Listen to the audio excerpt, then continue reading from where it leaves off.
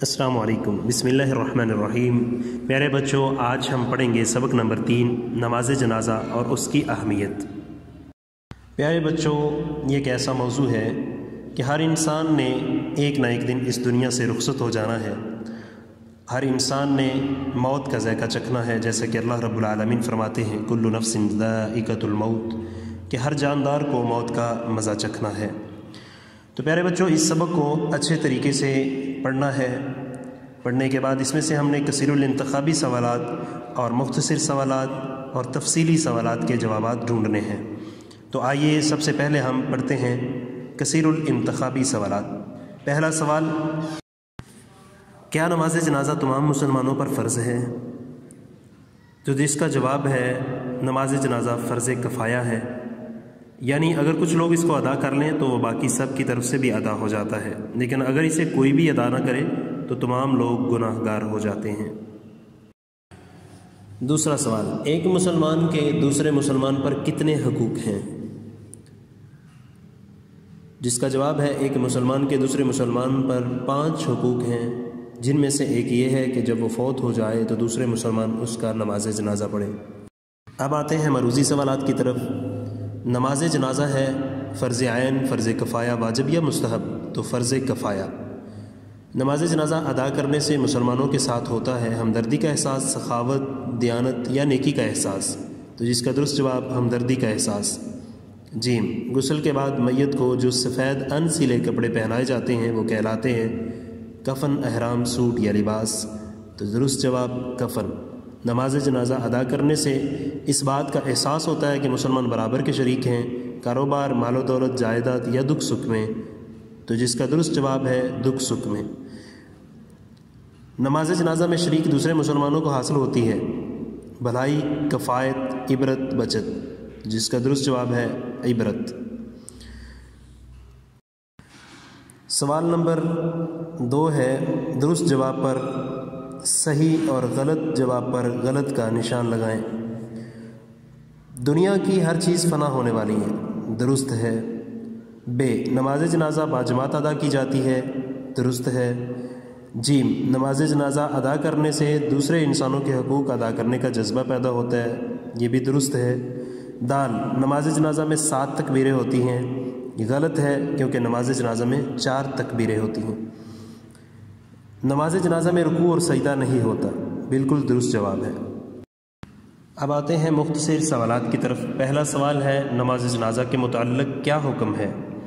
तो जिसका जवाब है नमाज जनाजा फ़र्ज़ किफ़ाया है, यानी अगर कुछ लोग इसको अदा कर लें तो वो बाकी सब की तरफ से भी अदा हो जाता है, लेकिन अगर इसे कोई भी अदा ना करे तो तमाम लोग गुनाहगार हो जाते हैं। दूसरा सवाल, मर्दों और औरतों के कफ़न में क्या फ़र्क है? मर्दों के कफ़न में 3 कपड़े और औरतों के कफ़न में 5 कपड़े होते हैं। तीसरा सवाल है, नमाज जनाजा में कितने सजदे होते हैं? तो जिसका जवाब है कि नमाज जनाजा में कोई सजदा नहीं होता।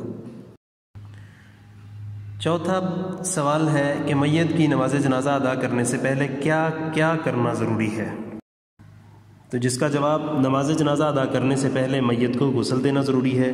गुस्ल के बाद उसे सादा सफ़ेद अन सिले कपड़े पहनाए जाते हैं, जिसे कफ़न कहते हैं।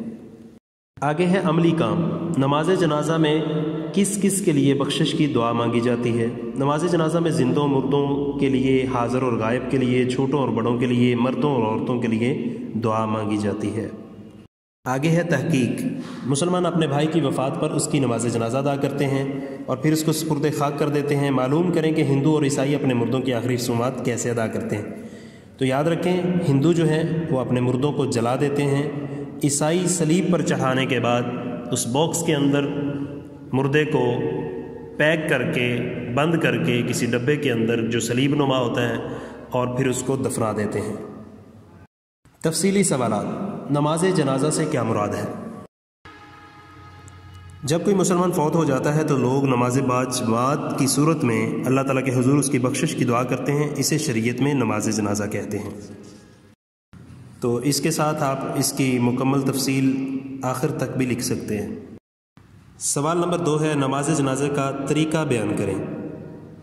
जिसका जवाब ये नमाज जनाजा अदा करने का तरीका मुकम्मल जितना है शुरू से आखिर तक یہ مکمل یاد کرنا ہے۔ سوال نمبر 3، نماز جنازہ کی دعا کا ترجمہ لکھیں۔ تو پیارے بچوں، نماز جنازہ کی جو دعا ہے اس کو 20 زبانی یاد کرنا ہے اور اس کا ترجمہ بھی بڑے اچھے طریقے سے یاد کرنا ہے۔ میں اس دعا کو دہرائے دیتا ہوں۔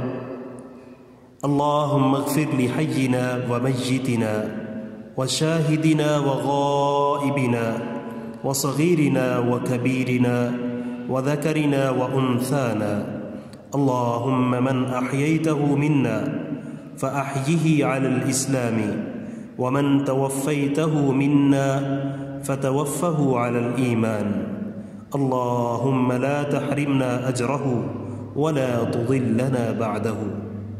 تو پیارے بچوں، اس کا ترجمہ بھی اچھے طریقے سے یاد کرنا ہے۔ آخری سوال ہے، نماز جنازہ کی معاشرتی اہمیت پر نوٹ لکھیں۔ تو نماز جنازہ، اسلامی معاشرے میں نماز جنازہ کی اہمیت،